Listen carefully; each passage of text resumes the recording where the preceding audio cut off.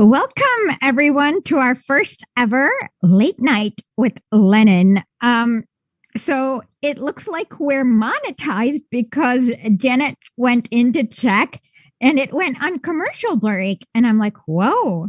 And super chats are enabled. So please, please, please show your support by donating anything. Like, I haven't gotten a single super chat yet. So if you were willing to be our first super chat donor, that would be so awesome.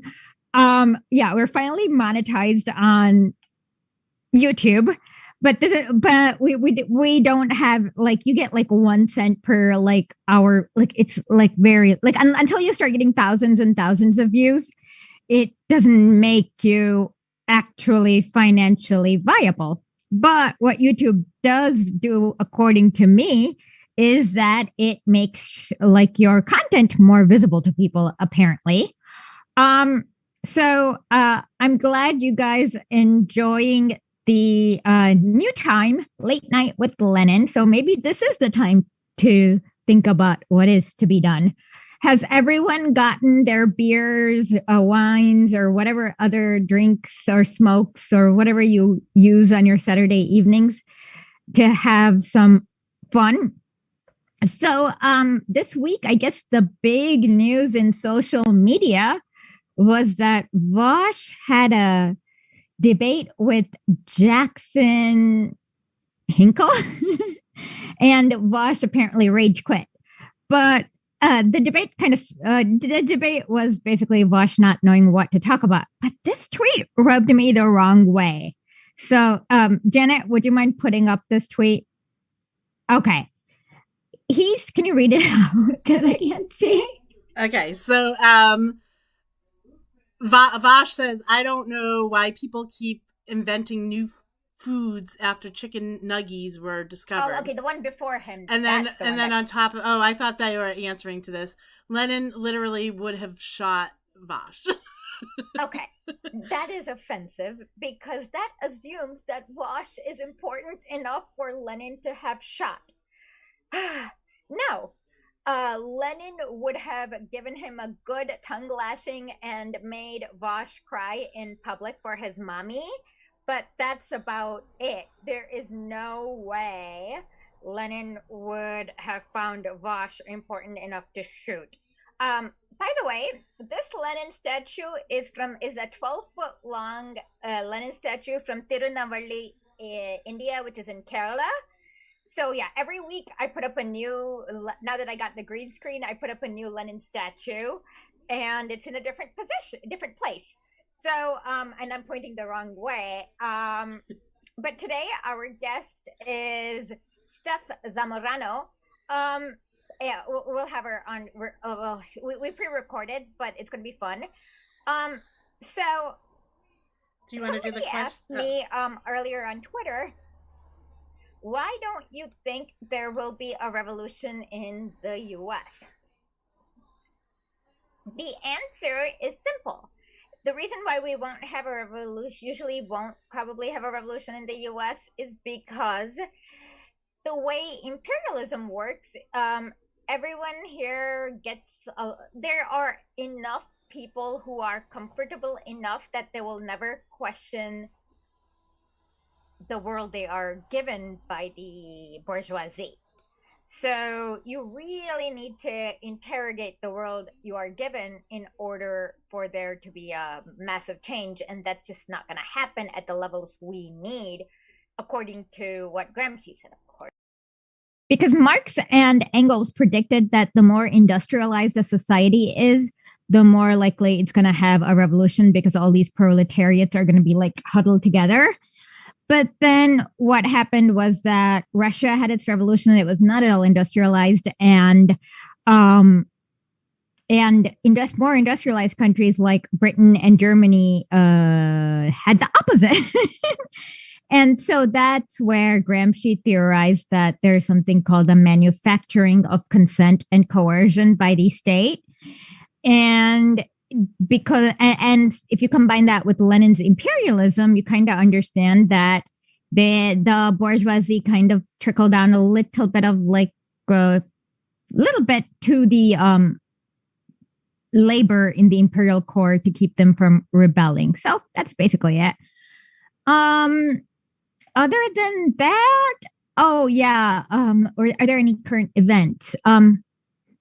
What? Oh, somebody said you are right. No, I'm not right. Sound is too high. Okay, sorry. Lenin is right. And Gramsci is right. I don't trust me because I don't know half the time. I can't even find where I am. But what else? Today we heard that there's going to be they're going to lift a moratorium on evictions and millions will be homeless. And so the piece we're going to read is actually very pertinent. It's called Liberals and the Land Policy. And we're going to kind of learn that how nothing has actually changed and whatnot. And let's see. And Biden made a really weird tweet yesterday about capitalism that was just like cringeworthy. Just Call Me Toast said that Biden signed a big executive order that mostly does nothing, so you can kind of ignore it for the most part because it's a lot of performance. It's a lot of performance, very little action. And we need to talk about the Green New Structural Adjustment Imperialism thingy, which we will. Oh, do not trust me more than Lenin. Trust Lenin. Always trust Lenin more. Anyways, somebody said I trust you more than Lenin. I said don't. Lenin's the one you should trust. Anyways, with that, we will have a fun piece, and we'll talk a little bit, and we'll also reread in memory of Count Hayden with mostly Stef. So hopefully we will have a lot of fun. Invite your friends, families, enemies. Bennett Lloyd said, no one I'd rather spend my late night with than Lenin and the rest of you. And we feel the same. This makes my heart so warm. So anyways, oh my God, I got my first chat, the chat revenue from, oh my God, Arlene Everest, $20. Thank you so much. Thank you. This is very kind of you. And I'm very happy. Thank you so much. And with that, we begin with Stef Zamorano, and then we'll be back at the end to answer questions, comments, gossip, whatever you want. Bring your friends, families, and enemies.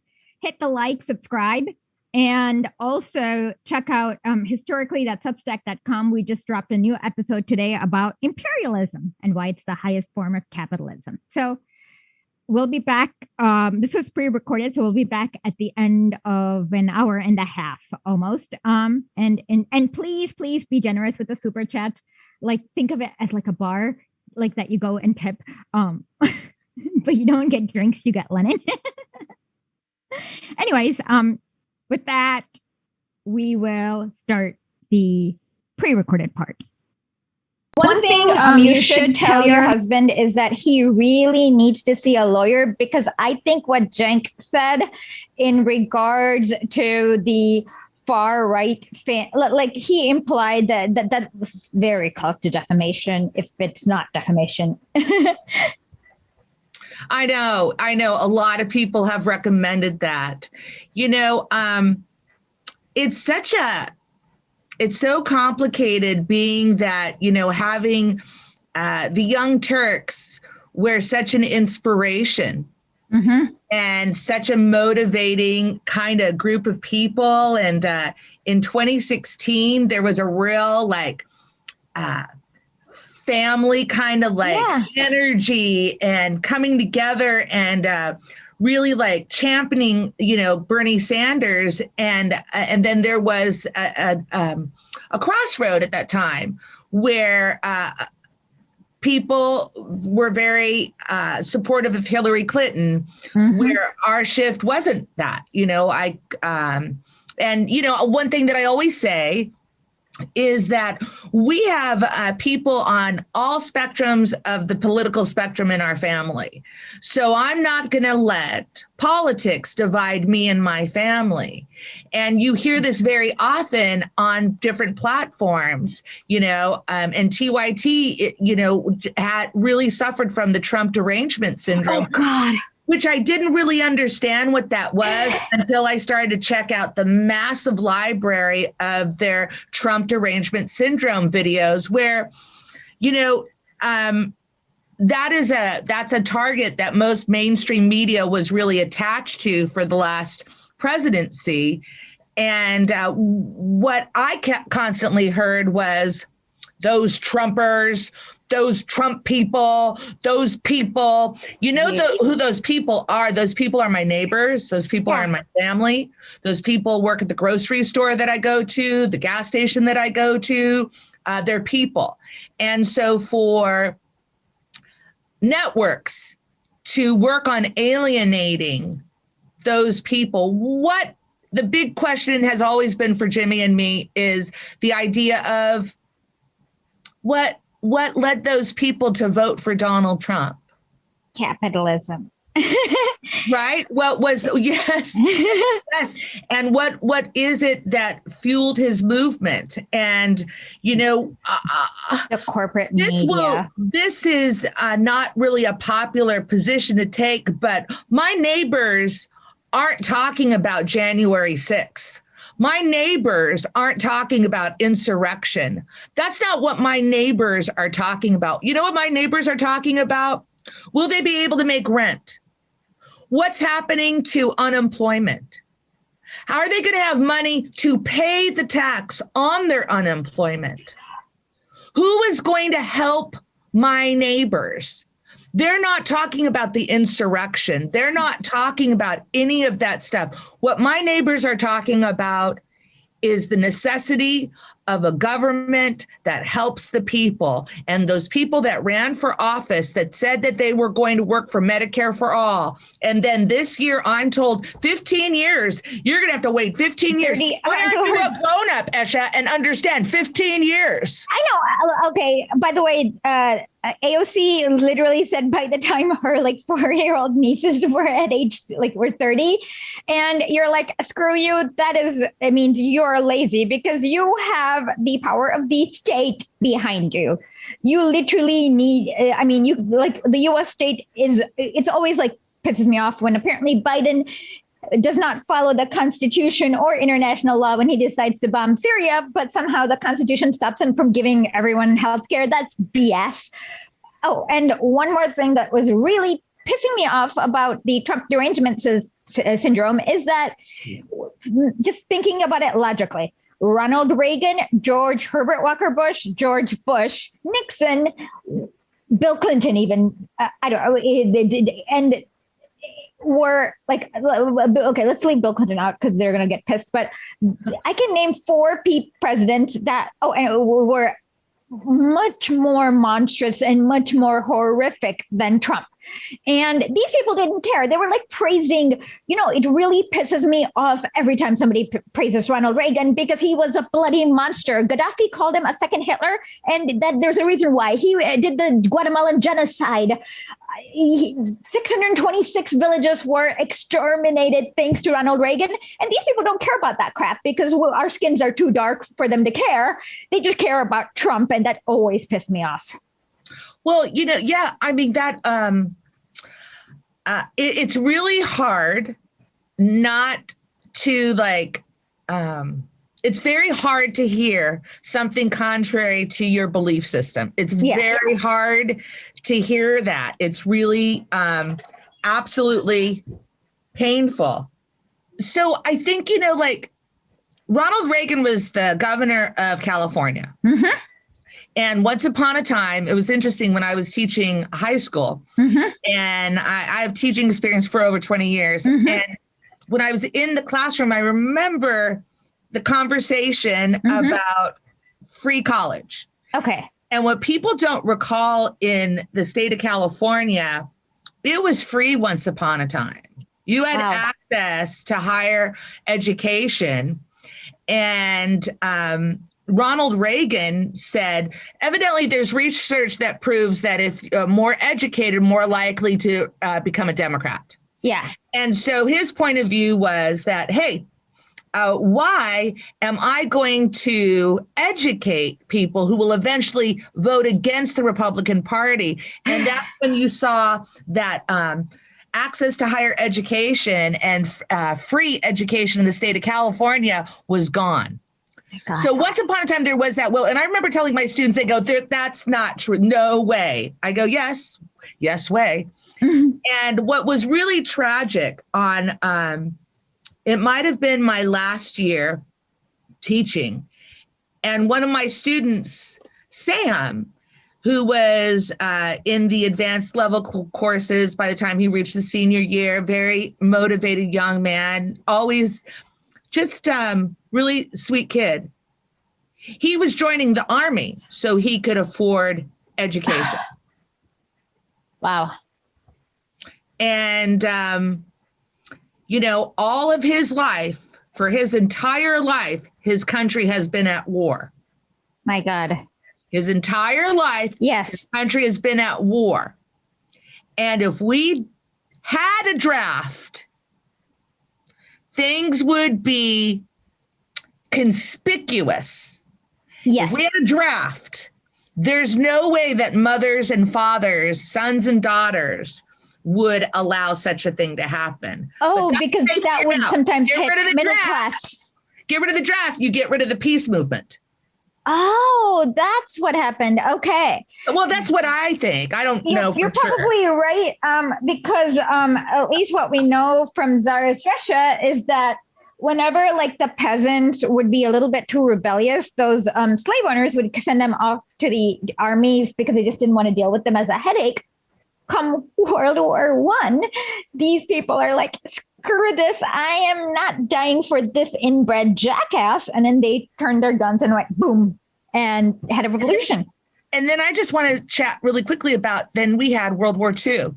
And, and so there were things that we should be proud of that we created here in the United States, the programs that would create safety nets for the most vulnerable. Absolutely. That we have a real dark history of imprisoning, isolating. We had our own concentration camps, and even calling them concentration camps is divisive. But the reason why our unions were able to grow during that time period was because the workforce was vibrant, trying to rebuild, but Europe was destroyed. Yes. All the countries that would be competing in the car markets, in the factories, they had to rebuild their country. Yes. Where we just had to sell product. Correct. And that's how that working class rose. And we had this huge middle class because we profited off of the decimation of other countries. Absolutely. And then, of course, that started with a lot of Americans just decimating other countries for profit too. Like it. So you're absolutely right. And unfortunately, like a lot of people are like reaching and thinking like, what if for like what happened in the 50s and 60s and why can't we do it again? And people don't realize that most of that wealth was begotten through like basically robbing other countries blind. And we can't have, I mean, it's like the US like polluted for like about, 200 years, like, and is like the number one polluter. And now you're going to tell people in Africa that you can't make tractors to grow enough food for your country because of climate. Like that's to me what a lot people are like. Okay, so I'm sorry. I'm right there with you. I'm right because I was just thinking about that. I'm trying to get more informed about diverse governments and diverse political point of views. And you would think, and I'm just like so many people overwhelmed by the catastrophe, one crisis after another. Yes, they do that on purpose. And there's no solutions that actually protect the most vulnerable. And that, I don't understand how business like Amazon can undercut other businesses, run them out of business, have that kind of wealth to like, oh, you know what? They sell it for 2 cents. I'm going to sell it for a penny. Yeah. And they're gone. or, and it's this amount of incredible wealth. Yes. That I was just listening to, I think one of your shows with Crystal Ball, and you shared how that Amazon's wealth that he built just this year, that Bezos could have given each of his employees $100,000. Yeah. And still had wealth and maintained wealth. So Billions. I don't understand the devastating, the shocking degree of wealth disparity in our country. And it's in your face. Oh, yeah. And it's, I see people delivering stuff all the time, and I'm thinking, oh, where are they going to go to the bathroom? What are their own? Is that their vehicle? Whose vehicle is this? Who's paying for this vehicle? Yeah. All the ways that we have learned how to exploit the labor force. Oh, yeah. This century is startling, and it's overwhelming. And the idea that, my neighbors, I see all of them, that their children aren't moving out. Because they can't afford it. Their 40-year-old children are back with them with their own children. So I now see generational households, because how are you able to get out of any of this? Well, if there's one person, and this is why we need to learn. Okay, let me get this. This is kind of perfect lead to our piece. Okay, so the one thing people need to understand is that it's not like you're preserving power. So this has never been done. This is a new thing, kind of like inventing a light bulb. No one has done it. So we have to just sit down, collectively, metaphorically sit down and just figure out how, because it is not something that has been done ever. America has been around since 1776, and it's all like in the beginning. Apparently, the first election, only 4% of the property owner. 4% of the property holders were even eligible to vote. So they were the elitist of the properties. And remember who was property, not what was property back then. And so America's never, and it's kind of gone through that it sometimes has expanded to 10%, maybe 3%, but it has always had that structure. So if it lasts for about 300 to 400 years, it's not an easy thing to do, and it cannot be done overnight. It will require lots of time, lots of patience, and lots of people. And so that's the first thing. The second thing is that people don't understand is that the founding fathers are genocidal slave owners, and they themselves have said, this is a word from James, this is an exact quote from James Madison: "The purpose of our government is to protect those with property from those who without." So America is working perfectly for its original purpose. Mm-hmm. So the government of America is not going to make the rules so that you can win. You have to figure out how to fight for it. And so those are the two things that people in America don't realize, is that and the thing is that the first thing is you just have to learn a lot. Most of us don't even know, I didn't know, just everything we know is wrong. But everything in the media, it's just surface. They don't tell you anything about any real thing. They're always hiding the ball. Or they're just and what you realize is after reading Lenin, I kind of finally understood that basically that's because our media basically portrays everything from the point of view of the CEOs and that kind of class of people. And so if we were to just that's why they are so wrong to us, but they do basically, I don't know what to say. They do basically,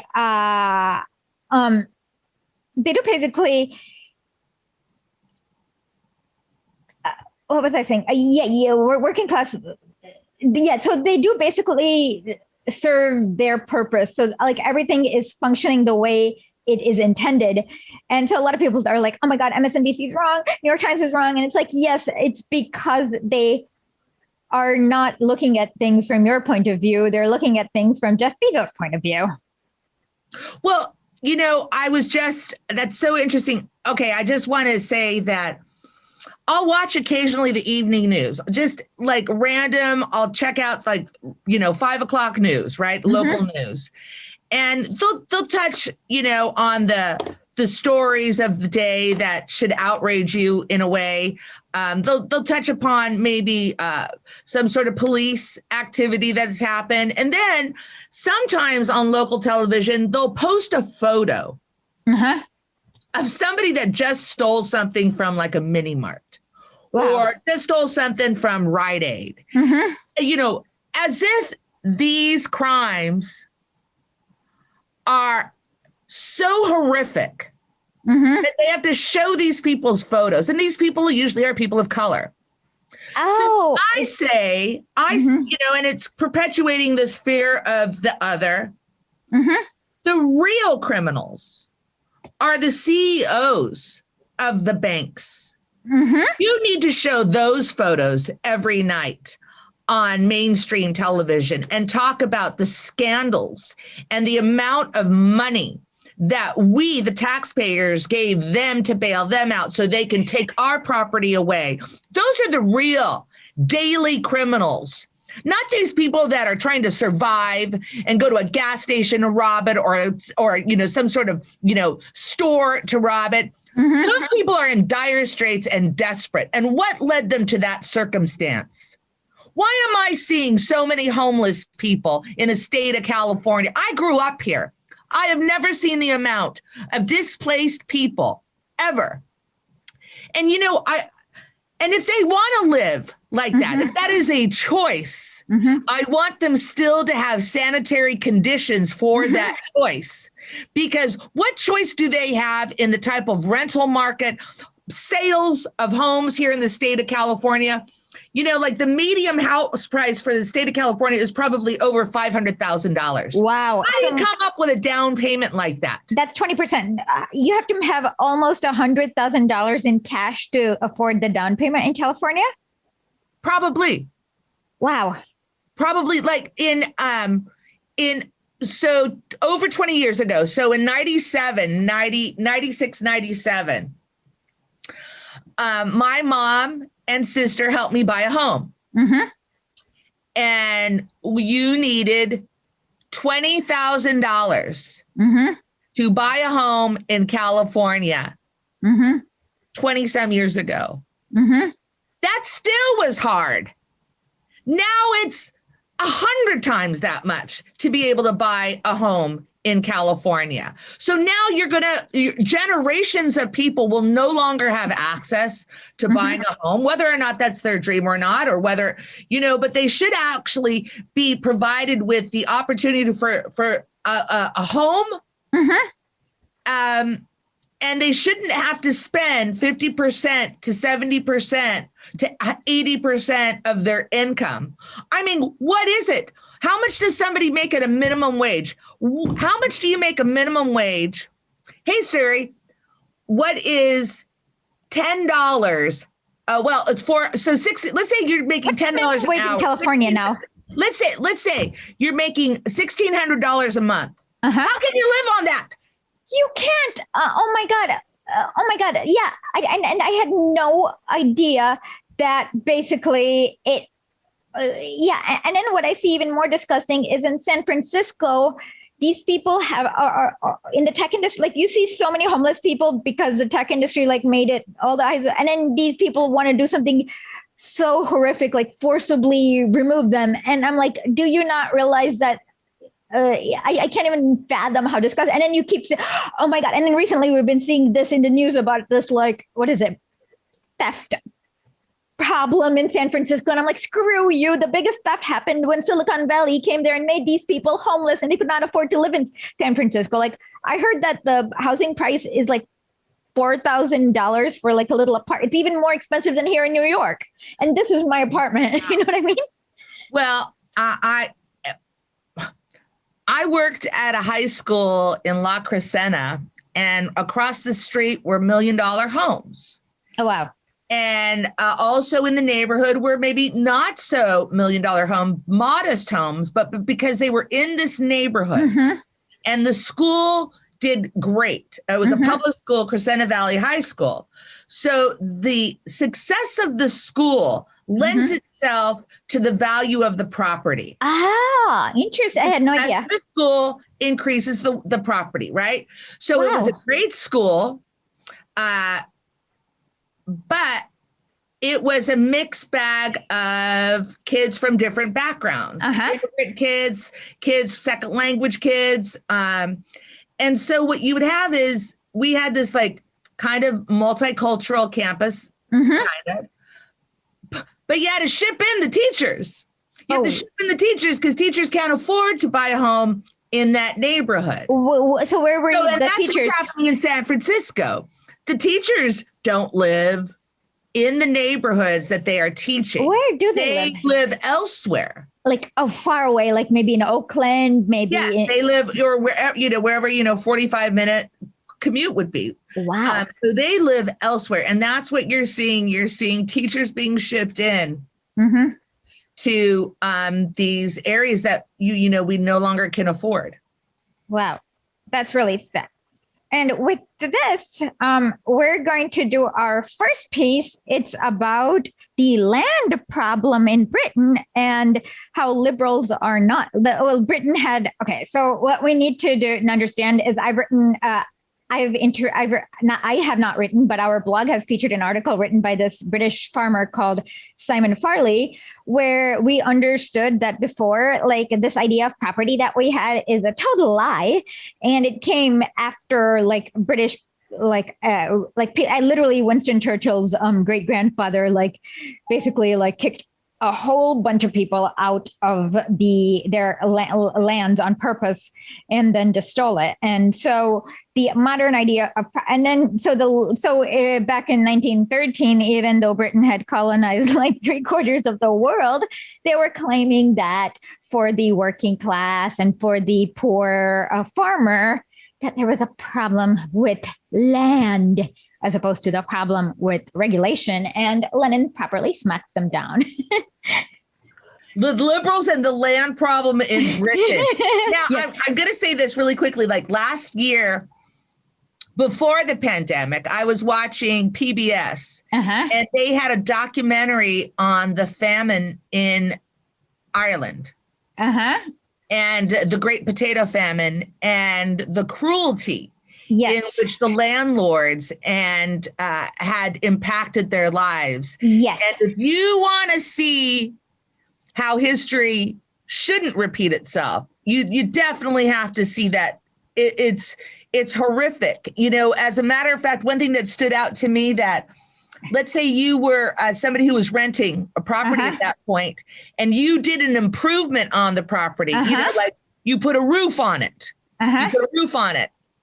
Your landlord would then make you pay more because you've improved the property. Oh my God, mother. Okay. Oh my God. I had no idea. Yeah. So it's a really interesting documentary. It's troublesome. And, I happened to watch it one day and I go, hey, Jimmy, maybe you want to watch this with me. You're Irish. And I didn't know very much about the famine, but it is pretty dark. It's pretty sinister. It's the complete, no humanity, no compassion, just all money. And it didn't matter if people were going to die. So there's a real cruelty when people have such power, and it's not necessary. There's plenty of world. There's plenty of land. There's plenty of prosperity. You don't have to exploit. You don't. No. All right. Okay. I'm going to have to say this before I forget, but so I heard that Lenin spoke English with an Irish accent. So if Jimmy has any relatives in Ireland who has an Irish accent, we'd love to interview them. Well, I did do a play in college called The Prime of Miss Jean Brodie. Yeah. And we were trained in, I want to say they were Irish accents, or was it Scottish? Who knows? Anyways. All right. So you want me to start reading it? Yeah, go for it. All right. On Saturday, October 11th, September 28th. Because they had the Eastern calendar versus the Western calendar. The British Liberal minister, Lloyd George, opened his land campaign in two brilliant speeches delivered in the town Bedford, just as our Kit Kittich Kugugov promised to settle accounts with the Russian privileged and all-powerful landowners. So the British Liberal minister promised to start a campaign on the land question to expose the landlords and appeal to the people on the issue of radical. Lloyd George is extremely radical. Land reform. The liberal press in Britain tried to give their leaders' campaign an impressive appearance as possible. Publicity at all costs. If the speech is too long, let us publish a brief summary. Let us call a land charter. Let us embellish it in such a way as to conceal the diplomatic subterfuge of the parliamentary huckster behind a long list of reforms, a minimum wage, 100,000 cottages for the workers, and the compulsory alienation of the land and its net value to the landlord as opposed to fair value. What are they talking about right here? Okay, so basically what they're talking about, what Lenin's talking about is how basically the London Times and stuff is kind of not doing their job. They're not holding Lloyd George, who is the head of the parliament, to account. They're kind of like acting like they're his PR agent, as they're doing now today. So if Lloyd George speaks for too long, the London newspapers would only like publish it a little. If he said some nonsense about land reform, they just call it like he has a charter. And then they would not tell all the things that he did, like the 100,000 cottages for workers is kind of a BS thing since London had 6 million people at that time. That's BS. Like if you have 6 million, like it's like, so you're going to get 100,000 houses for 6 million people, and of which God knows, maybe 4 million are in the worst housing on earth. So he's calling the British press basically what they're doing now. Nothing has changed. Okay. I shall continue. In order to show the reader how the minister of the British Liberal Bourgeois, do I say bourgeoisie? Yeah. Bourgeoisie carries on agitation among the people, we shall quote several passages from Lloyd Bedford's speeches. Oh, okay. All right. There is no question more vital than the question of the land, exclaimed the speaker. It enters into everything, the food, the people, the food the people eat, the water they drink, the houses they dwell in, the industries upon which their livelihood depends. And to whom does the land belong? Okay, so now, that was Lloyd George's quote. This is Lenin's the takedown of it. Think of Lenin as a tweeter, and he's quote tweeting Lloyd George and taking him down. Excellent. To a handful of rich people, 1/3 of all the land belongings to members of the House of Lords. Landlordism. Wait, hold on. This is the quote again from Lloyd George. Go on. Landlordism is the greatest of all monopolies in this land. End quote. Yep. The power of the landlords is boundless. They may evict their tenants and devastate the land worse than an enemy would. Quote, now I am not attacking the landlord either individually or as a class. End quote. The minister took pains to declare, quote, but can such a state of affairs be allowed to continue, end quote? Yeah, so Lenin like hates people who do half-assed things. And, like when Hillary's like affordable, not even Hillary, now AOC these days, affordable access to universal healthcare, that kind of stuff is like, no, you don't. That's like half-assed, and and it shows that your like intent is not to have. You're like trying to confuse the workers. So what you need to be saying is healthcare free all. He's going. Esha, I don't know if you remember, but last year, probably in February, March, Nancy Pelosi frequently came out and said, we're working on it, and we'll make sure that the vaccine is affordable. My God, what a horrible People person. are losing their jobs. People are losing their insurance.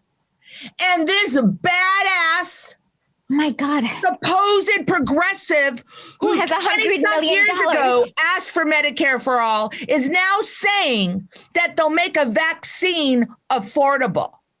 That is the horrific. And that the progressives failed to withhold their support of her and didn't force the vote on January 2nd is despicable. And now they like talking about force the vote. Now they like talking about, strategies. And you know what the strategy of the Democratic Party is? To purposely fail. That's the strategy of the Democratic Party, is to purposely fail the people. Yes, it's just like, from what I noticed at least, is it goes in cycles. Like in 2017, I was like impressed that even Kamala Harris said she supports Medicare for all. But then come 2020, she lied. And it's like, yeah, you're right. It's like, what do you call it? It's for stringing hope or something like that. I agree. Right. Okay. All right. Continuing. During the last few decades, the agricultural population has declined from over 2 million to 1.5 million, while the number of gamekeepers has increased from 9,000 to 23,000. There is no other country in the world where there is so much uncultivated land and where the farmers suffer so much from game bred by the rich for their amusement. Yes. By the way, this is a very interesting thing. This is how brunch was started. Was that the rich had these like land where they would go hunting for stupid like Dick Cheney. I don't know. Do you remember when Dick Cheney got shot in the face? Like it was like a fake resort or something where he went hunting. That's exactly what the British rich did back then and still now. So yeah, this is absolutely true. Did you refer to this as their brunch? Well, no, this is how the word brunch got invented, was when these rich hunters, they were not really hunters. What they had is like game land, as in their own backyard. Yes, that's so interesting. Yes. And that's how the word, yeah, I'll send you the article where the first brunch was referred to, but it was for aristocracy in England after they went hunting in Sunday morning, and they'd come for a late brunch. The wealth of Britain is increasing at an astonishing rate. But what about the farm laborers? 9/10 of them earn less than 20 shillings and 6 pence, about 10 rubles per about week. $5.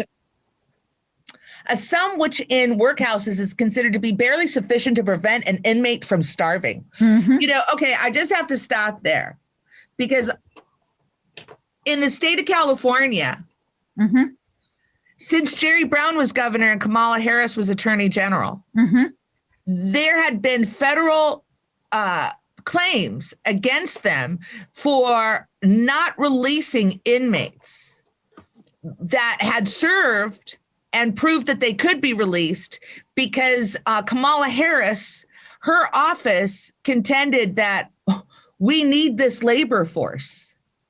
Oh my God, that's evil. Like I have right now, like if where they're saying about prevent an inmate from starving, they would rather spend in the state of California, and I believe this is right. Now, anybody can correct me, but they were willing to spend $70,000 a year on an inmate than to provide social services to ensure that inmate doesn't return.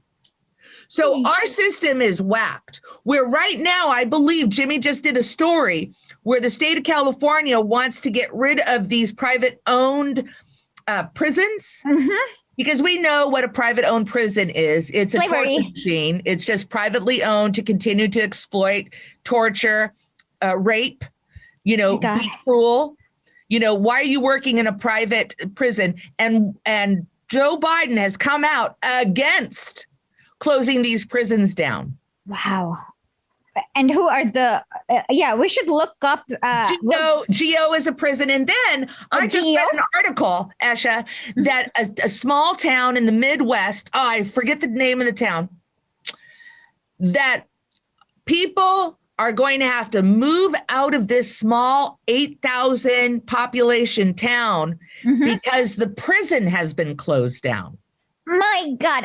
Okay, that is. I've done an interview with this guy. I will send you the interview. You should have him on your show. It's called. His name is Alex Carantacanis, and he talks about the prison industry. And my God, that means like the entire town was like the only industry, like the only job in that entire town was somehow in support of the prison, whether you were a cafeteria. Hotels, because people are visiting the inmates. Restaurants, because people are visiting the room, the grocery store. Everything hinges on that industry. And I think that is a very troubling situation. So am I supposed to sit there and go, keep that prison going because of this livelihood for these folks? No, you were so not. Dark and twisted and very maniacal. Exactly. And the government can actually give them real jobs, because before, I bet you there was some sort of industry. If it's in the Midwest, there's a good chance it was like an auto industry or something. So there is absolutely no reason why they can't produce cars here.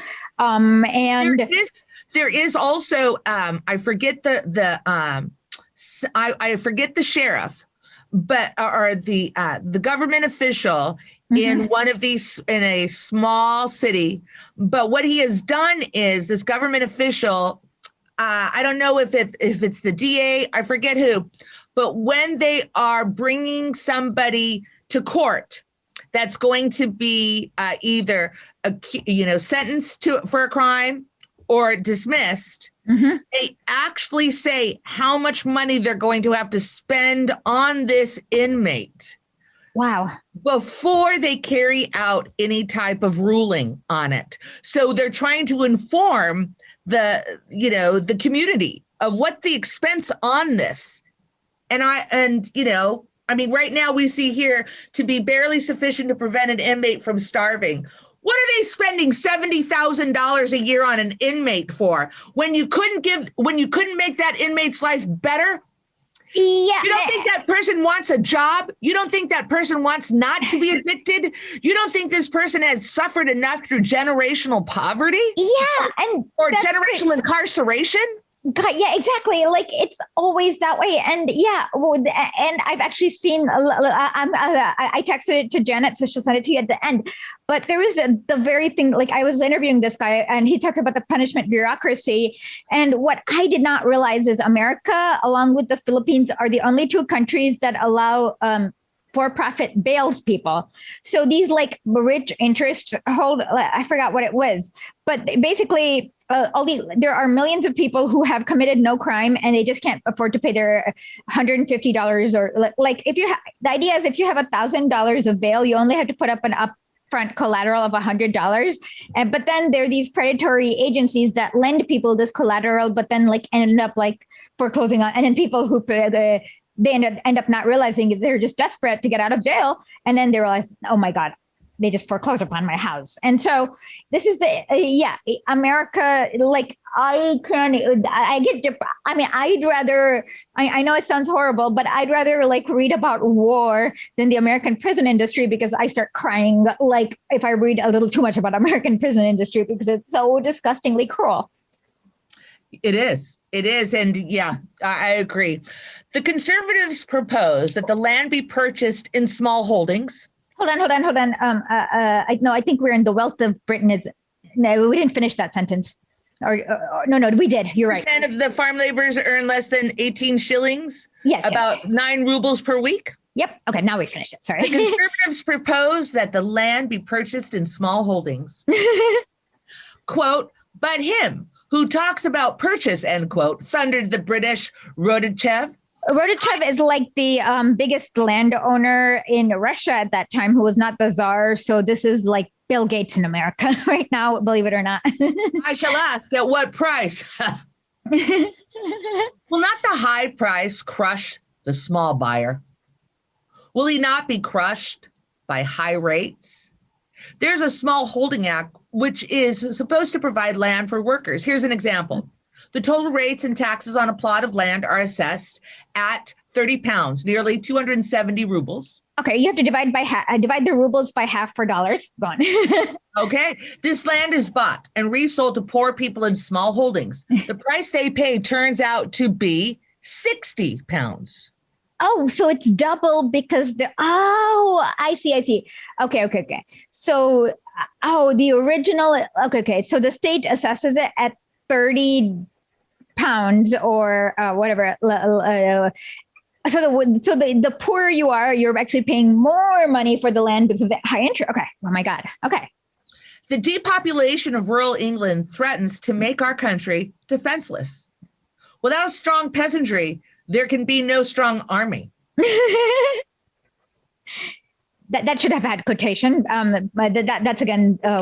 Okay. Now go on. Now, can either a Russian or a British liberal get along without playing on nationalist or chauvinist sentiments? Yeah, this reminds me of how like Joanne Reid the other day was something. What did she say? Something. Oh my God, the Republicans are attacking the army, and I'm like, yes. In that case, why are you not defunding them? You should not be defending these war criminals. She pisses me off. But go on. Right. She's all pro-war.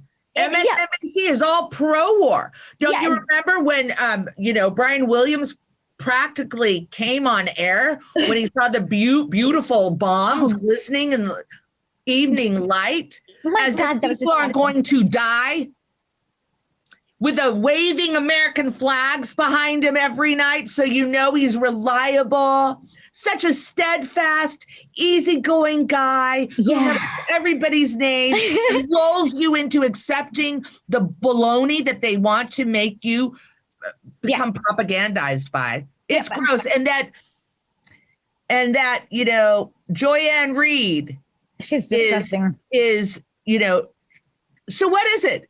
Trump didn't want to go in Syria, but they want to bomb Syria. I mean, it is disgusting, as if there's no consequences to what they're actually talking about. People dying. Mm-hmm. Exactly. Here we go. Quote. But the thing is that the most important part I want our audience to understand is that he talks about how can a Russian or a liberal get along without playing to crude nationalist and chauvinistic sentiments, which sounds like the modern American Democratic, right? It's always crude nationalism and chauvinism. Interesting. The landlords did not create the land, exclaimed Lloyd George. The country must choose between the power of the landlords and the welfare of the workers. Well, we know what they're going to choose. Yeah. We must act firmly and determinedly against monopoly, and property and land is the greatest monopoly. The tenant farmer must obtain guarantees that he will not be evicted or deprived of the fruits of his energy and skill, end quote. A voice, quote, what is the remedy, end quote. We must act enough of timid attempts of half measures. We must deal with it thoroughly. We must do as businessmen do. Oh, no. It is no use tinkering and mending. We must put the land monopoly under better control. Under better control, not eliminate the land monopoly. Better. Yeah. Better. We must secure minimum wage for the laborer, shorten the working day, give him a decent, comfortable cottage and a plot of land so that he can grow a certain amount of produce for his family. We must secure for him a ladder of progress in order that the enterprising laborer may rise from the small allotment, the kitchen garden, to the small holding. And the most enterprising might look forward to taking their position as one of the substantial farmers in the community. You are tempted with the charms of emigration to America and Australia, but we want the British worker to find sustenance for himself, a free life and comfort for himself and for his children right here in England, in our own country. Thunderous applause! And one can almost hear the isolated voices of those in the audience who were not fooled. Parentheses, like the one who shouted, "What is the remedy?" saying, quote, he sings well, but will he do anything? No, that sounds a lot like American liberals in modern day. Okay. Yes, everybody who spoke about Medicare for all, go to their websites. It's gone. Interesting. Go and look at, well, some people refer to them as the fraud squad. Go and look at their policies that they're going to champion. See if universal health care is there. See if Medicare is there. Lowering the age wording of Medicare is now Pramila Jayapal's latest tweet. Oh my God. Yeah. Lower. Yeah. Oh, no, Laura. Yeah. Okay.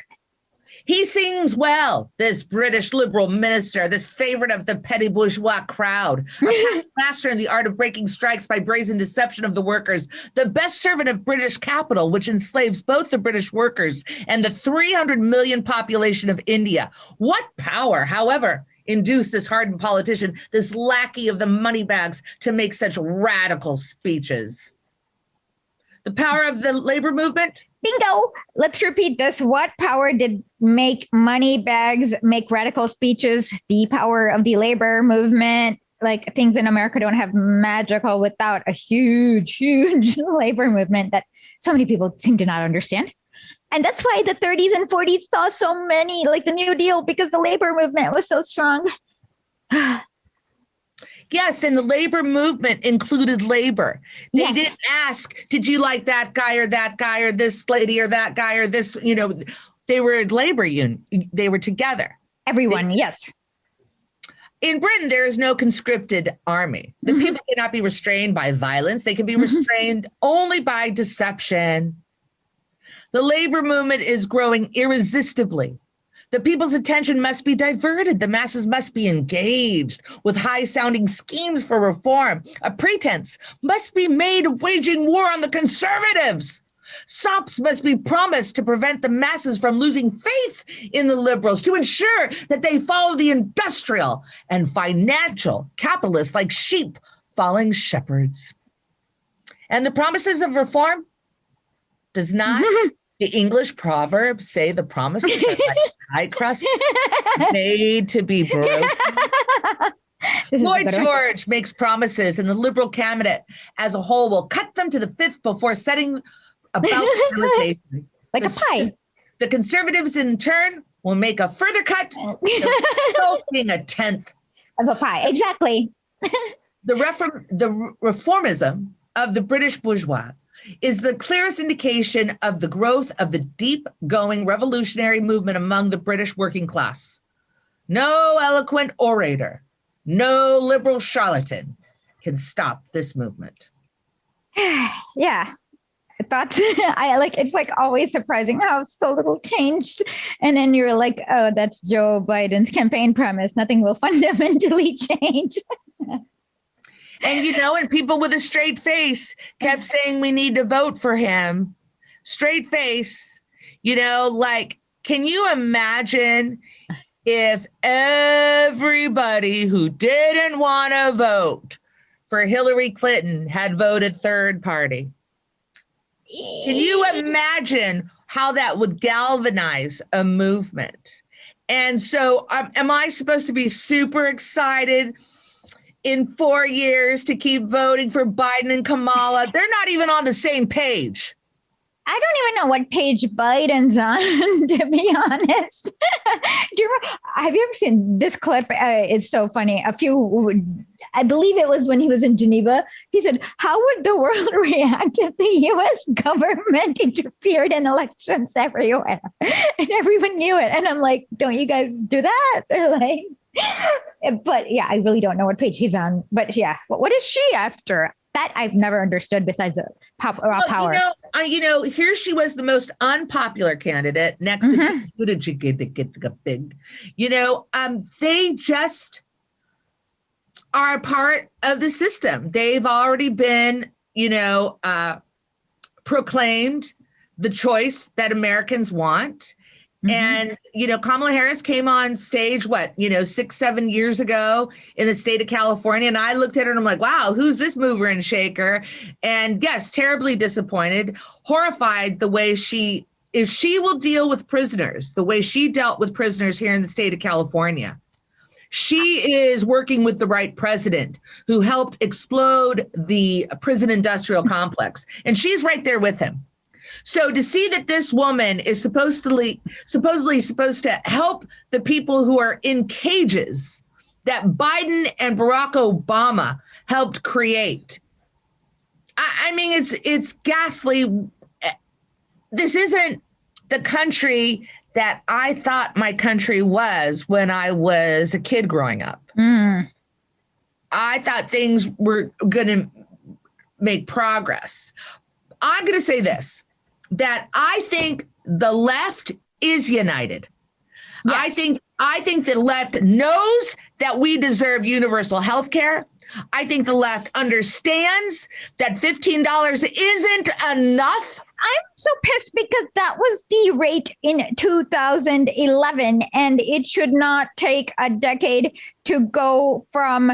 And then they have not changed their rate. Oh, by the way, we did an episode where we calculated our Lenin wage. So Lenin said that every American in 1914, every American worker deserved $4,000 a year. And if we were to just take what Lenin said and raise it for inflation, that's almost 54,000. But if we use Lenin's method where he calculated the entire country's productive wealth and divide it by the number of people, you know how much each of us should be getting? How much? $900,000 a year. And that's our money. That's stolen labor that is all being sucked up like a... up to the top that people don't realize. Even at minimum, we need to be paid $35 an hour if we are looking at the cost of living. Because yesterday I saw this chart.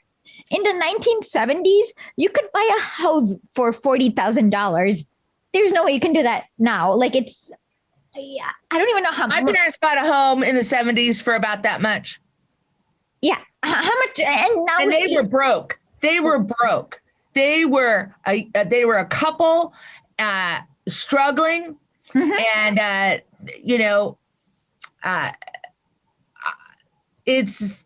want healthcare for Americans. Yeah. I want real healthcare, vision, dental, hearing, because all those elements affect us. And, when I went to Australia, I was teaching there at this university, and I was a guest worker. I was a casual worker, whatever. I forgot what the word is. Yes. Yeah, and I went to the doctor. The copay was, their system's not perfect, but it's like the copay was $20. The doctor not only figured out what was wrong with me, I was getting these weird headaches. Apparently, it was because of my jaw. PMJ or something like that. Yeah. And then he injected it with something, and boom, it was like it helped with like boom, like it was like that, and it all cost $20. And then like about 4 months later, it was time for me to go to my dentist, and what it was really I told him, I came from America. The doctor had sent fax to my dentist in America, got all my records, and entered me in the system. So basically, boom. And then again, paid $25 to get a full thing. And it's funny because they have Medicare for all, or whatever is equivalent, like things like the data centralized. So now one doctor is not going to accidentally prescribe thing that's going to kill you because they know what your entire health record is. They got so, and I could tell it's like just like a breath, like relaxing. People there are just like a lot more relaxed, that they don't have to worry about this one thing, even though life for them is incredibly hard. I'm not going to say that it's easy being poor in Australia, but this one thing they don't have to think about anymore. There's nothing worse than being sick and having to advocate for yourself. That's the hardest thing when you are sick. And you have to even go and pick up medication. I did not know that. That is super hard to advocate. Jimmy was close to dying in like 2006, 2007. What happened? He had a rare bone disease that went undiagnosed for years. And it devastated him physically. He has long-term consequences from this illness, and a specialist found it for him. And the only way this specialist did not accept insurance. And that you had to pay out of pocket from going for several months. But then we were like, what are we doing? What are we doing? We'll find the money. We'll figure it out. I get really emotional because I understand crisis, and I understand somebody's dying that you love, that you want to do anything you can. I took binders of his medical records to every single doctor we would go to, so they would be fully informed. I went to UCLA. I checked my husband in. I gave them our documents. They lost the documents.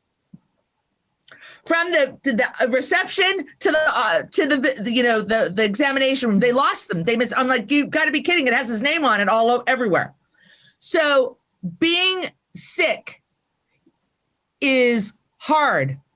Being sick without health care is devastating. I did not. And why are we doing this to our fellow Americans? I don't care if you're a libertarian, a socialist, an independent, a Republican, a Democrat. You deserve health care in America. That is your give it. You deserve it. We have roads, we have police, we have firemen, we have hospitals, we have doctors. You deserve health care. We don't deserve endless war.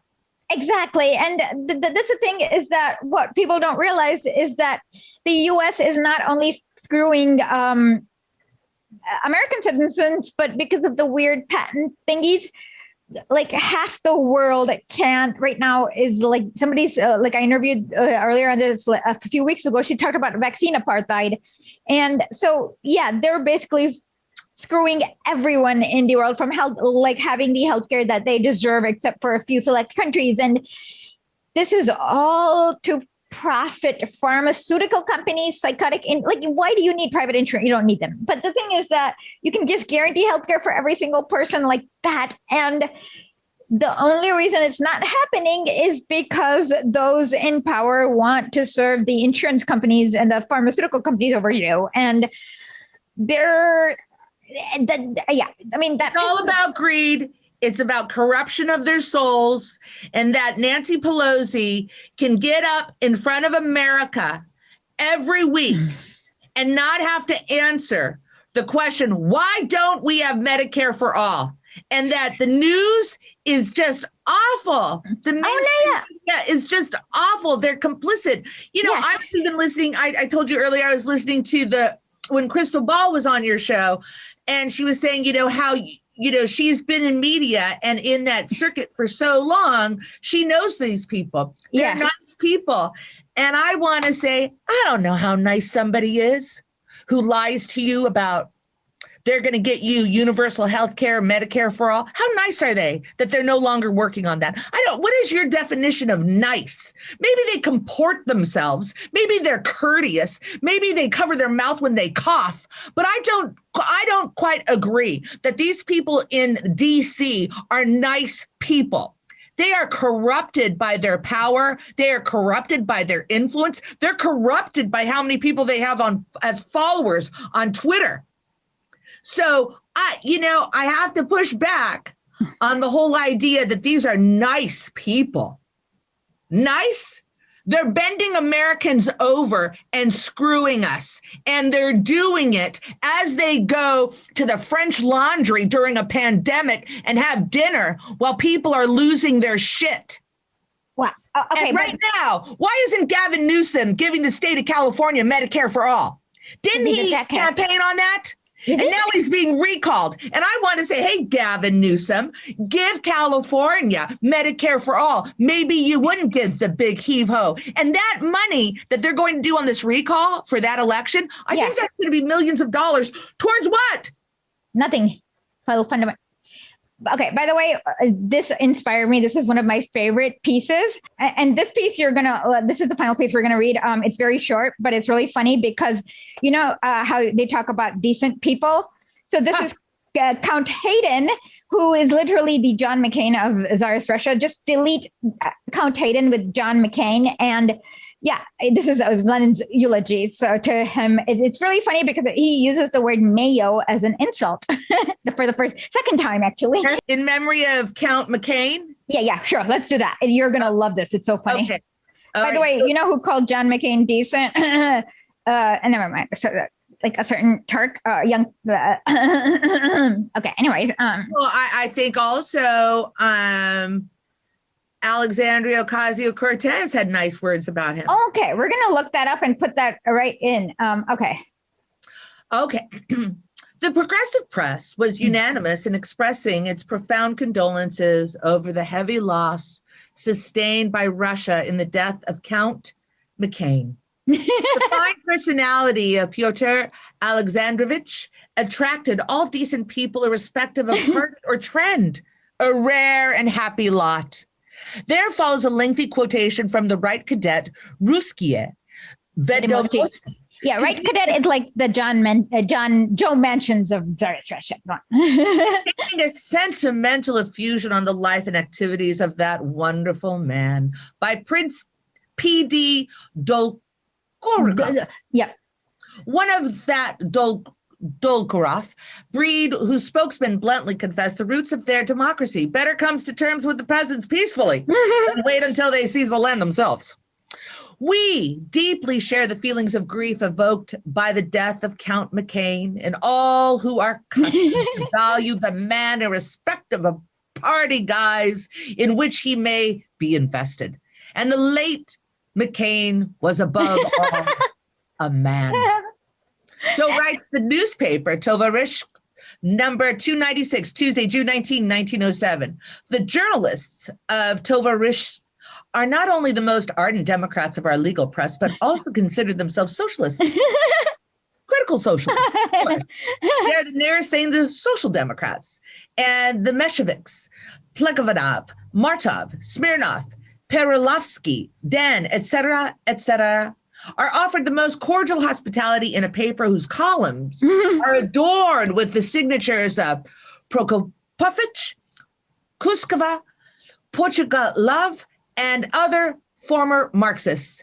In a word, there's not the slightest doubt that the journalists of Tovarishis are the most left spokesmen of our enlightened, democratic, etc. society to which narrow, illegal activities are alien. And when you come across lines like those quoted above, it is difficult to refrain from exclaiming to these gentlemen how fortunate it is that we, the Bolsheviks, obviously did not belong to the Tovarish, a circle of decent people. Gentlemen, decent people of Russia, enlightened democracy, you are drugging the minds of Russian people and infecting them with the miasma of toadyism and servility.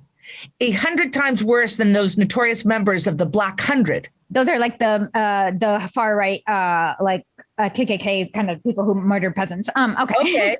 The Purakeshvich, Khrushchevan, and the Dubrovin, against whom you are waging such a zealous, such a liberal, such a cheap, such a, for you, profitable and safe war. You shrug your shoulders and turn to all the decent people of your society with a scornful smile at the idea of such an absurd paradoxes. Yes, we know perfectly well that nothing on earth can shake you out of your vulgar liberal complacency. And that it is why we rejoice that we have succeeded in all our activities in setting up a solid wall between ourselves and the circle of decent people of Russian educated society. Can one give any instance of the Black Hundreds having corrupted and misled any considerable section of the population? One cannot. Neither their press, nor their league, neither their meetings, nor their elections to the first and second Dumas could provide any such instances. The outrages and atrocities of the Black Hundreds in which the police and the soldiery take part enrage the people. The frauds, dirty tricks, bribes of the Black Hundreds arouse hatred and contempt. With help of the government funds, the Black Hundreds organize gangs and bands of drunkards who can act only with permission and at instigation of the police. And all there is not a trace of any dangerous ideological influence on any considerable section of the population. On the other hand, it is just unquestionable that such an influence is exerted by our legal, liberal, democratic press. The elections of the first and second Dumas meeting, associations, and educational failures all go to prove this. And Tovarish's utterance in connection with the death of McCain clearly show the kind of ideological influence this is. Quote, a heavy loss, fine personality, happy lot, was above all a man. Count McCain, the landlord, magnanimously played the liberal prior to the October Revolution and the first victory of the people in October 17, 1905. He immediately, without the slightest hesitation, went over to the counter-revolutionary camp to the Octobrists' party, the party of the landlords and big capitalists who were incensed with peasants and democracy. Well, can I ask you right now, Esha, who would you say is the party of the landlords and the big capitalists? Oh, probably landlords. I would say the big farm companies. I would say the Republicans, but the Silicon Valley and Wall Street kind of capitalists, that's a Democrat. And unfortunately, we have 2 parties for the capitalists and 0 parties for the people. Agreed. In the first Duma, the noble character defended the government, and after the dissolution of the first Duma, negotiated, but without reaching agreement for a place in the ministry. Such as the principal stages in the career of this typical counter-revolutionary landlord. And all along come well-dressed, enlightened, and educated gentlemen mouthing phrases about liberalism, democracy, and socialism, and making speeches of sympathy for the cause of liberty, the cause of the peasants' struggle against the landlords for land, gentlemen who possess a virtual monopoly of the legal opposition in the press, in the associations, and at the meetings and elections, and lifting up their eyes to heaven, preach to the people. Rare and happy lot! The late McCain was above all a man. Yes, McCain was not only a man, he was also a citizen, able to understand the common interest of his class and to defend those interests very skillfully. And you, gentlemen, the enlightened Democrats, you are just tearful simpletons concealing under a cloak of liberal idiocy your inability to be anything but cultured lackeys of this landlord class. There is no need to fear the landlord's influence on the people. They will never succeed in fooling any considerable number of workers or even peasants for any lengthy period, but the influence of intelligentsia, who take no direct part in exploitation.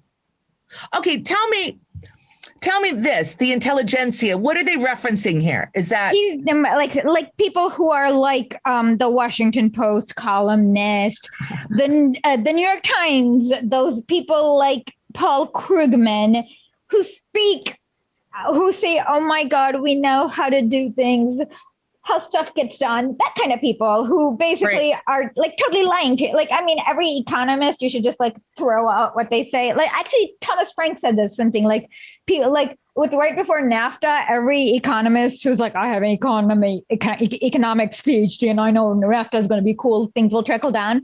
And he also talked about how every high school dropout was like, no, dude, this is going to like devastate the economy. And at a given time, every single high school dropout proved to be right. And that's the same kind of thing.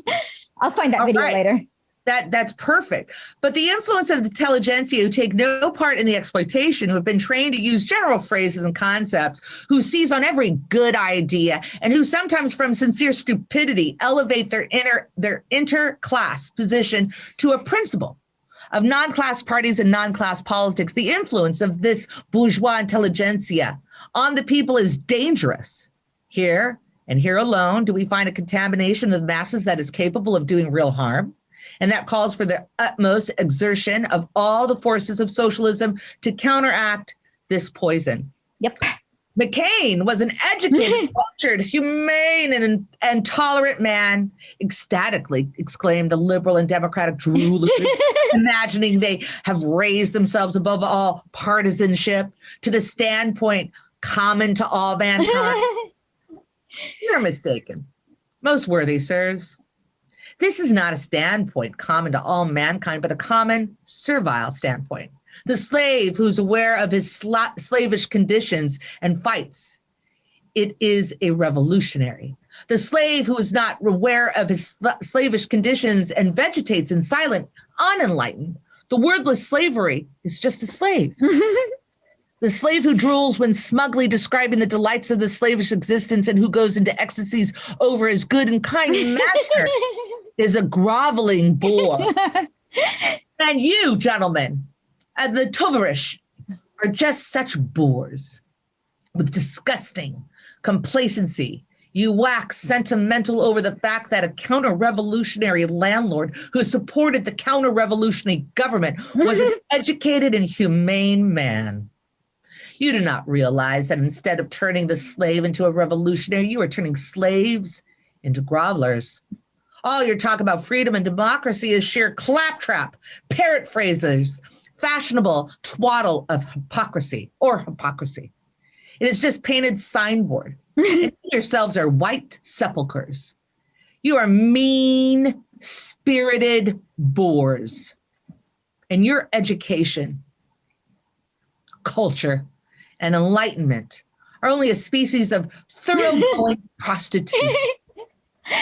For you are selling your souls, and you are selling them not through need, but for love of the thing. The thing is in like just like for wanting more crap as opposed to needing to feed your children, etc. Okay. McCain was a convinced constitutionalist, you say sentimentally.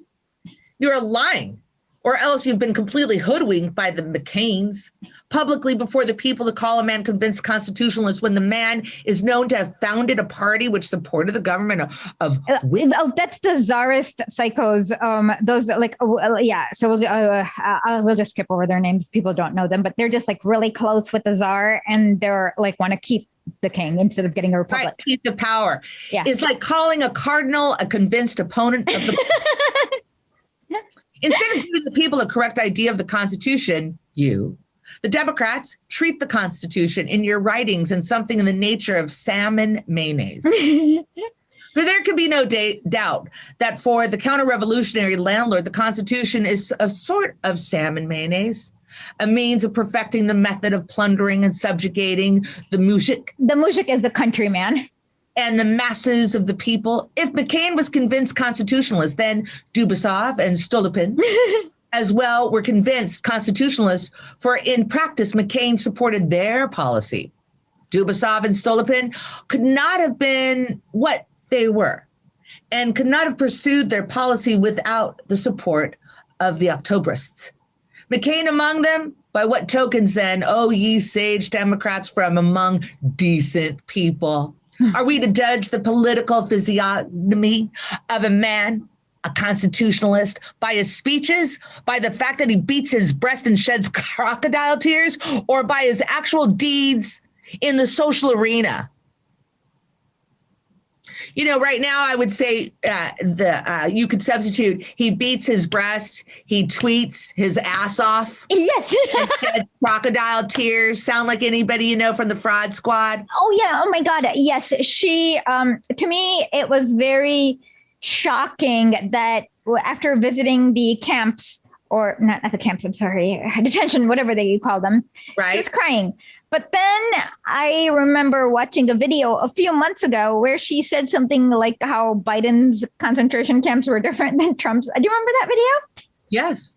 I was like shocked. And I'm like, why are you saying this? Are you crazy? Like, and it's, I don't know what was going on with her, whether she's sincere and like innocent, dumb, or whether there's something worse. Oh, stop. Wait, no. I got to push back. Okay, push back. Are you infantilizing her? Yes, because if probably. you are, she's an elected official. Okay. She has a great deal of power and influence. And to act like these people are naive, we are naive. Good point. I agreed. I'm sorry. You were. I was wrong there. Okay. I should no, but a lot of people are infantilizing them because they're women and they're people of color. Ah, okay. And the fact of the matter is, she's in the mix.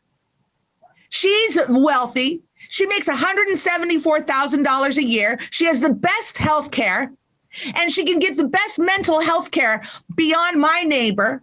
She's going to, in 5 years, all they need to do is be in office for 5 years, and she's going to get retirement. Wow. So come on. These people have power. They're not naive. And for us to pretend they are naive when their bank accounts are full, we're naive. Good point. You are absolutely right. I think it's because when she was running, I've met her and I've worked with her a little. Hi, Esha. Yeah. Hi. Hi. You do a great impression. Medicare for all. No, wait, some people don't like me very much at the Democratic Party because I cause a little trouble. But Joe Biden, he's great. I give him an A.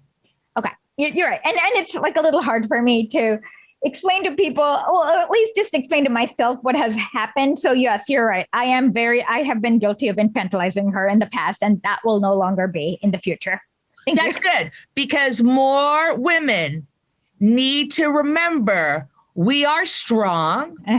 We have a voice. Yes. And that just because somebody talks like a little girl doesn't necessarily mean they're not compromised. They're not bad people. Good point. I'm going to be, you're right. I'm very good. I should be way more aware of what, and you do such a good voice of hers. I need to learn how. Hi, Esha. Okay. I'm just going to have to. Okay, got it. I was scared. They were calling my name. I heard them. I was scared. Well, no. They were calling her name in her AOC? head. The people are going to lose their homes. That's who's scared. You know who's scared? The parents that had to go to work and leave their kids at home. That's who's scared. Yep. So you know what? Her pain, I'm not so interested in. She's a representative. We all have pain. All right. So listen, this looks pretty long. Oh, how much would you like me to read? How about till when we get to the, let's see, exactly. Exactly 2 more. Hold on. Actually, can you skip to the point? Okay, can you go to the one of here? Can we just go to the paragraph that says, here you have an example of Hayden like humaneness? Let me go down here. I got it. Yeah, I got it. You found it? Okay, right there. Yep. Here you have an example of McCain-like humaneness, or humaneness a la McCain. Turgrev's landlord is humane too, so humane compared with Saltuchica. For instance, that he does not go to the stables in person to see that it is arranged for the Fyodor to be flogged. He is so humane that he does not see it, that the birch with which Fyodor is to be flogged has been soaked in salt water. He would never think of hitting or scolding a lackey. With this landlord, he only arranges things from a distance, like an educated man he is, in a gentle and humane manner, without noise, without fuss, without making a public scene. Yeah. Okay. And then we have to just read the paragraph before, is the sentimentalizing. And then no, not that. Where he's like, the landlord's treating his guests with wine, is where, like, that right sentence before that, so people understand what happened. The landlord is treating his guests with wine and conversing on lofty themes. Quote, "Why hasn't the wine been warmed?" he asks a lackey. The lackey turns pale and does not answer. The landlord rings, and when the servant enters, he says without raising a voice about Fyodor making the necessary arrangements. Yeah, and this is like, I guess the difference is the open, like, he doesn't like openly whip his slave, but he just like tells orders, like kind of like what like it's a difference between the Mitch McConnells and everyone else, right? So, a week ago or 2 weeks ago, Congress came together for a moment of silence. For what? On the steps of the Capitol. For? Bipartisan. They were bipartisan, a moment of silence. For? The people that were lost on January 6th. How many people died on January 6th? I believe they say 2, and one man died, I think, several days afterwards from a... So 3 people. Okay, let me just look at Biden bombed someplace yesterday. So let me just look at how many people died there. So the idea that, like, aren't they wonderful? Aren't they noble? Coming together for a moment of silence on the Capitol steps.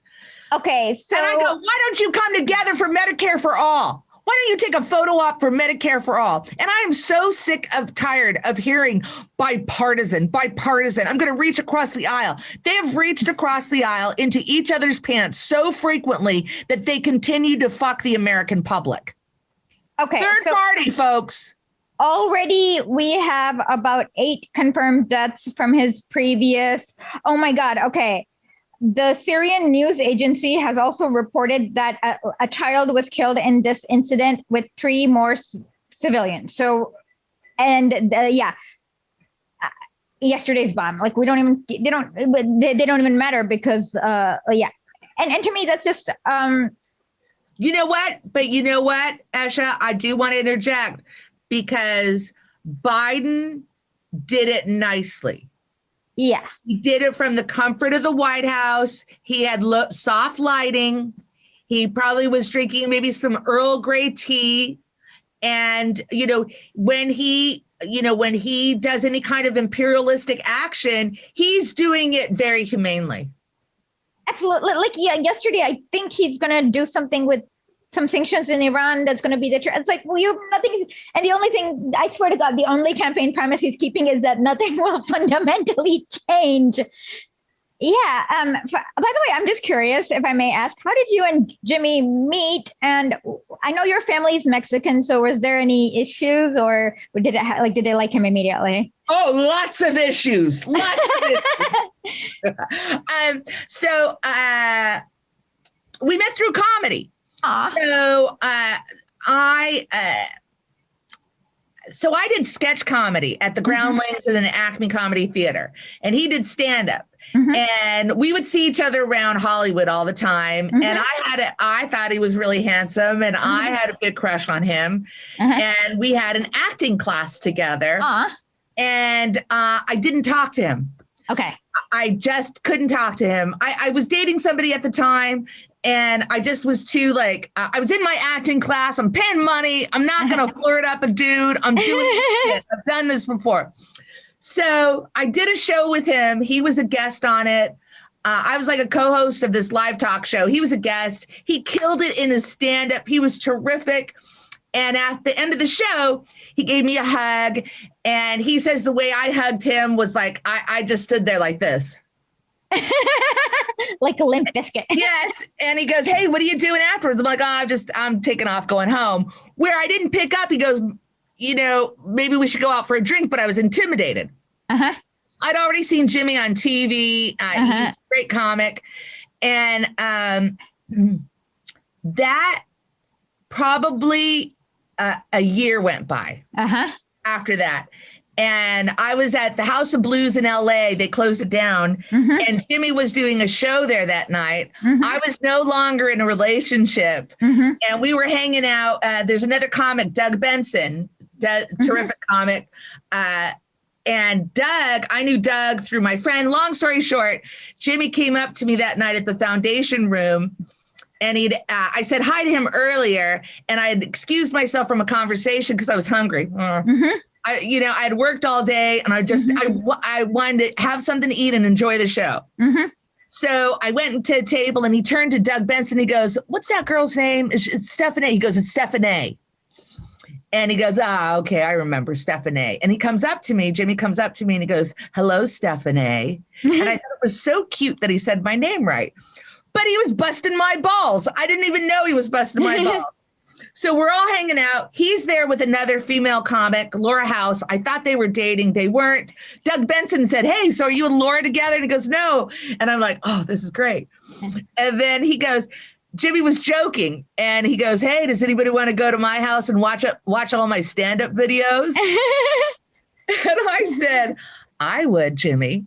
And kissed my forehead. And he goes, where have you been all my life? And when did you we were together ever since. And so when did you guys get married? Oh, we got married. That is so funny. So right now, Jimmy goes like this. So people go, so how long have you and Stef been together? And he goes, we've been together for 21 fucking years. And the part that I'm mostly surprised about is not the fucking part where it's the 21 years. I'm like, oh my God. Yeah. So we were together for years. Like, I think we finally got married like in 2010. So it's been almost 11 years now. Yes. This summer, 11 years. What's the date today? Oh my God, what is the date? Wait, didn't you just tell? Is it the 28th? Yeah. Oh my God, we met on the 27th. Oh my God. Happy anniversary. I mean, like, we really ended up like having like a little date on the 27th. So yeah, the one thing that Jimmy was really like, he would talk, he goes, Steph, you sound like a stand-up when you talk. You kind of talk like a stand-up. And so he really has encouraged me to do stand-up all these years. So, when we go on the road, I'll open on the show and, I'm on the panel. And so he's my biggest champion. Aww. He turns to me and he goes, listen, Steph, I'll ride your coattails anytime you want. So he doesn't even care. Like I did a show the other night. He was on it. He killed, and then I had to follow him, which is kind of like a kind of wonky kind of way to do a show. And he goes, oh, were you okay? And I'm like, I had fun, because what happens when people know me and know Jimmy at a show, there's no like, they just have fun. It's not like who's the headliner, who's middle or whatever. They just have fun. We have so much fun on the road. That's great. So comedy. By the way, before you head out, can you tell everyone where to find you, how to find you, and what the next steps are? I'm a permanent fixture at the Jimmy Dore show. So you usually find me there hanging out. I like dabbling on Twitter. I find it kind of a fun place. I'm just the miserable lib on Twitter, Stef Zamorano. When are we going to change that handle to miserable socialist? But you know what? I'm thinking of changing the handle completely to something more spiritually in tune where I am. Which is? I don't know, like a happy-go-lucky liberal. I don't know. I don't even know if such a thing. But you're not a liberal. Oh no, I'm a radical. I don't even know if I'm a radical. That's a better word. No, I got to say this, Esha, that there was a part of the pandemic about not being social. Yeah. That was good for me. Really? Yeah. Why? I like one-on-one kind of experiences, and like I went to a comedy club last night and I loved it. I had a great time, but the young man sitting beside me had to have his light on his phone the whole time and, doing all this. And then I had to be like a dick and go, hey, will you do me a favor and turn that off? And like, I felt bad because I'm like, I have ADD and, you keep putting a light in front of me. Yes, you can. And I'm watching a show and I want to enjoy the show. Yeah, I'm going to be like going crazy. I go at the So the guy was nice. I don't want to be a dick. So I'm trying to, if you want to find me, don't find me on Facebook. Fuck Facebook. What happened with Facebook? The devil. Okay, don't contact me on Facebook. I hate it. I don't use it. It's gross. But contact me on Twitter and maybe eventually I'll read my DMs, But I'm not really a real my friend Ron Placone, we always tease him because he goes, find me on all the, on all the social networks. And it's like, why do I want to do Instagram? Why do I want to do that? So Mark Zuckerberg can have access to all my shit. Why? All your photos? I'm obsessed with Steph. I'm really like, So to find me, you'll find me. Okay. So we'll put the link to it's jimmydorecomedy.com or org. jimmydorecomedy.com. .com. Okay. And check them out. I think I went to, I don't know. I don't think I've been to a live show. But if you ever come into New York, please let us know because I'll come. You would know if you've been to a live show. Okay. We were there, I guess, a year and a half ago, and we were at the Bell House. And Aaron McCabe was on our show. He killed it. Aaron was terrific. I love Aaron. Yes. Aaron is, I'm meeting all these different, people in my life through the show. And it seems like a different kind of family, Yeah. Like we get to see Aaron occasionally. I really am in love with Anya Parampil. Oh, I think Anya is cool. Wonderful. She's Max's wife. Kalick. Is my favorite. We had her 2 weeks ago and she's still. I just love her and Max Blumenthal. And me too. Really appreciate the gray zone and everything. I love that. Oh, by the way, today, this is the fourth time, so there's this guy, his name is Idris Ahmed, and he is something to do, he's like the propagandist for al-Nusra in Syria. He's a Libyan exile, whatever that means. And this is the fourth time I've been accused of working for Gray Zone. And I'm like first they said that my podcast is co-hosted by Ben Norton and Dan Cohen. I'm like, no, I've interviewed interviewed both of them once. And then like somebody else like confused me with Rania Kalyak and said I work for the gray zone. I'm like, no, I do not work for the gray zone. Everyone who disagrees with you does not work for the gray zone. Well, I find it really funny.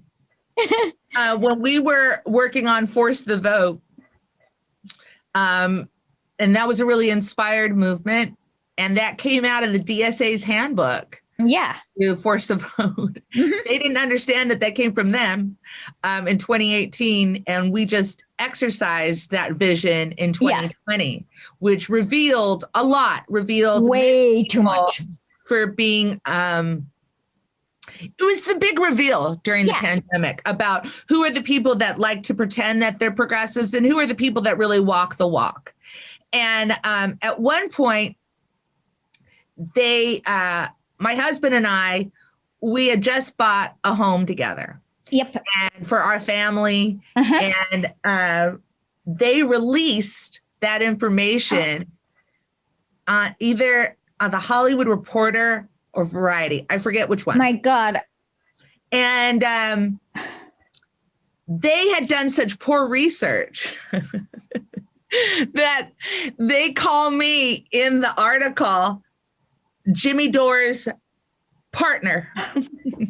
They were being racist also because you are Mexican American. So that was incredibly racist of them, and they need to be slapped for that. Like it's kind of like I've had this happen too. Like my sister married a white guy, so my nieces have really light skin. Somebody, like sometimes in New York, this one lady asked me, "Are you their nanny?" And I'm like, "No, I'm their aunt." And it's like complete racism that they called you Jimmy Dore's partner instead of wife. I'm sorry. Yeah. Well, Bastard. I don't know if it's racism. Yeah. I think what it really came down to is the person who did the release the information of that home. It doesn't take 2 clicks to figure out who Jimmy's married to. No. And I just think it's funny that he's my partner and that they frequently, whatever serves the publication at the time. And I just have to tell you. So they released like details of your private home for psychos to come at any time and any day. And and you guys don't have any children, so no one will know if these psychos came and did something to you. Yes. So psychos won't come. We will stand. We feel very protected by. Okay, but what they did is they opened you guys up by releasing private details of where you live. Yes. And the fact of the matter is, there's a lot of good that comes from our show. There's a lot of support. There's a lot of positive energy. I get to meet great people like you, Esha. It's been a pleasure. And, it's just really terrific. And Janet, thank you, Janet, so much for taking care of us today on the broadcast. Okay. So I got to tell you, you were fantastic. One thing is that I have to, Janet's going to email you this podcast I did with Alec Karen. I cannot pronounce his name. It's Greek. But he wrote this book called The Punishment Bureaucracy, and you guys should have him on if you can, because during the whole interview, I was like, and like I'm usually not quiet, but there are moments of silence, and he shocked me. So please. I look forward to it. Okay. I look forward to it. That sounds really interesting. And it was so funny before I came on the show. I was, checking out your podcast. I like to do that. And then I started months ago. I had downloaded Rosa Luxemburg's book. So I'm starting to listen to some Rosa Luxemburg's. I don't even know the title of it. She's really good. Except she's not. So the main thing is she's not funny. She's very straightforward. But Reform a Revolution. Yeah, that's a great one. Oh my God, you're going to love that because you will understand everything that's wrong with reform. And I believe this is the one where she does the quote where it says like civilization has a crossroad. Well, you have to either choose barbarism or socialism. And we are again coming to that crossroad very soon with climate change is what I have to say. And I was, my last book that I was, nonfiction that I was listening to was Thomas Frank.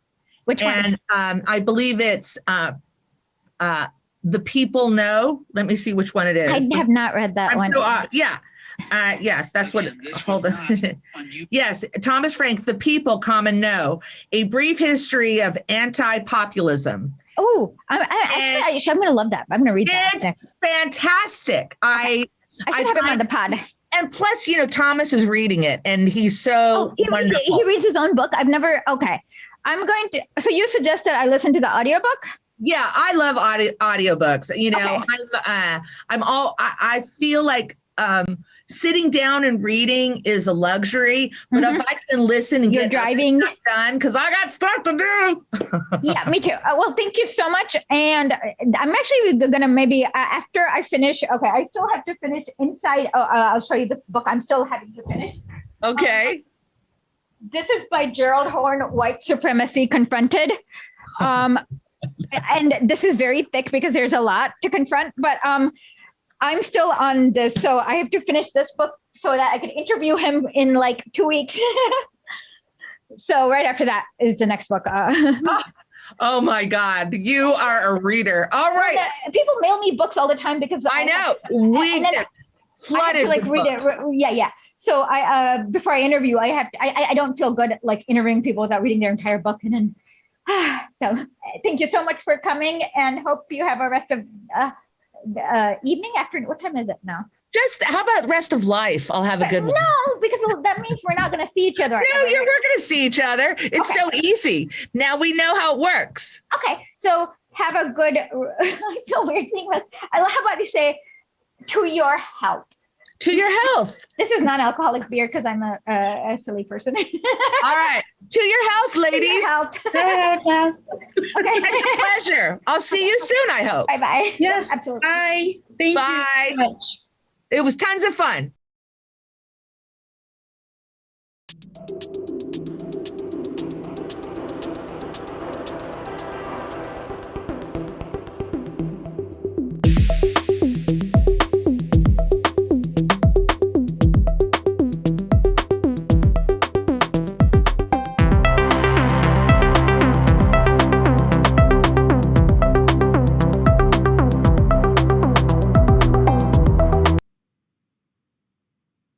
Hello. Oh my God. I love that there are so many late nighters here.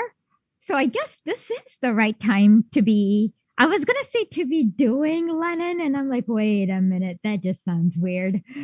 So I said it, but I realized why. I made a commentary about it. So it's a great time to be reading Lenin and not doing it. Okay, sorry. I did not mean to bring that imagery into anybody's mind either. So the first question is, I believe Schmoopy Shaboopy asked last Friday or Wednesday, what a sound a Russian cow makes. I asked my Russian teacher, and I literally sent him a text that says, what sound do Russian cows make? And he said, moo.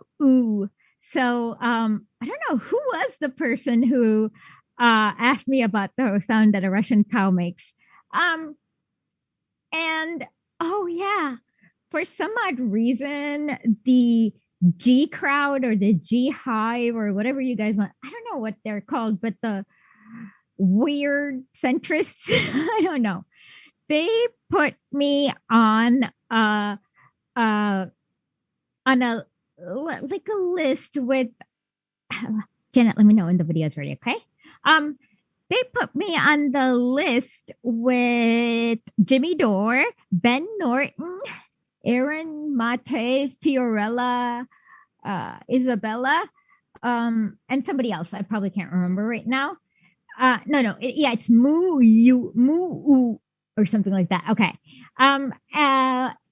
Yeah, and then they're like, "Oh, she's advocating for a red-brown alliance," and I'm like, "Come on!" Like the funny thing is that the night before I had gotten suspended for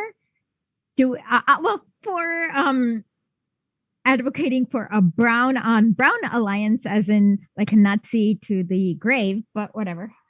So okay, go for it. Don't worry about shutting off the music. Stamattina mi sono alzato.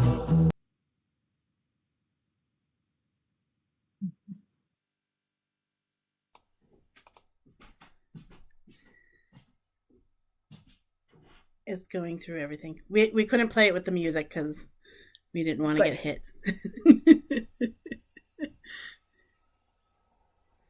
All right, it's back to you.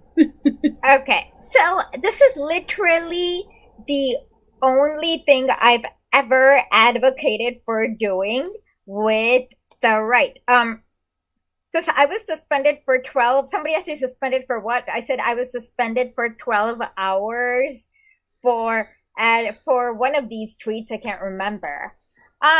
So anyways, it didn't stick, but I was just like, thought it might be like, I don't understand why, like this is like the stupidest mirror you could ever make on me. It just won't stick. And then we have one comment about from Shmoopy Shaboopy that we're gonna read. It's called, I imagine read me a story before bed. It's a Lenin speech, and she laughs herself to sleep. Actually, that's more or less how I fall asleep, believe it or not. I just got Lenin's letters, and it's a great way to learn some Russian. That's my excuse, at least. And then yeah. So and then yeah. And you giggle. You giggle the whole time, don't you? Yes, I giggle the whole time. Yeah. So anyways, do you guys want this late night with Lenin's to be on Friday or Saturday? We can do either. I think it's going to be much better than Sundays because you guys seem to like it more. And please like, subscribe. What else can they do? Like, subscribe, follow, make a comment, share with friends. Like, do everything you can so that we can have our own little revolution or something. Yeah. So, anyways, good night, and we'll be back. Oh, quick announcement. We'll be on Monday night stream at 7:00, and then on Wednesday we'll start with the what do we have? 4th? With the presentation of the history of the Communist Party of the Soviet Union Bolsheviks for our Soviet summer. So at 9:00. So please come and